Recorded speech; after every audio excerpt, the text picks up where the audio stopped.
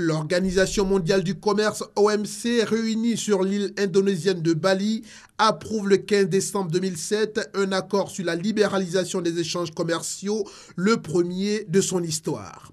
La conférence internationale de Bali qui s'est déroulée du 3 au 7 décembre 2013 débouche sur un accord minimum qui permettra de commencer des négociations internationales avec des mesures sur la facilitation du commerce qui allégeront les procédures de dédouanement et réduiront les coûts du commerce.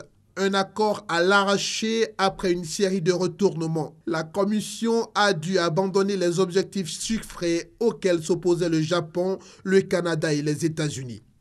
Ces derniers ont d'ailleurs fait barrage jusqu'au dernier jour avant de se rallier au consensus. L'Inde a d'abord marqué son opposition, exigeant de pouvoir accroître ses subventions agricoles avant d'accepter un compromis de dernière minute, puis alors qu'un accord semblait être en vue, Cuba, le Nicaragua, la Bolivie et le Venezuela ont soudainement rejeté en pleine nuit le projet d'accord duquel avait été retirée une référence à l'embargo américain contre Cuba, forçant une nouvelle prolongation de la ministérielle. L'accord de Bali était le premier depuis la création de l'OMC en 1995.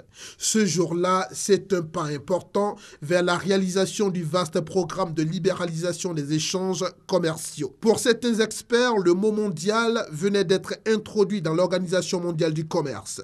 L'OMC a évalué à 1000 milliards de dollars la richesse que le paquet de Bali permettra de créer, avec à la clé des millions d'emplois.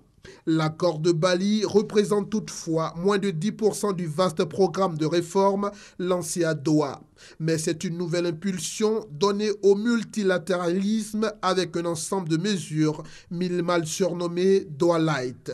Le texte concerne 3 volets. L'agriculture avec un engagement à réduire les subventions à l'export, l'aide au développement prévoyant une exemption accrue des droits de douane aux produits provenant des pays les moins avancés et la facilitation des échanges, qui ambitionne de réduire la bureaucratie aux frontières.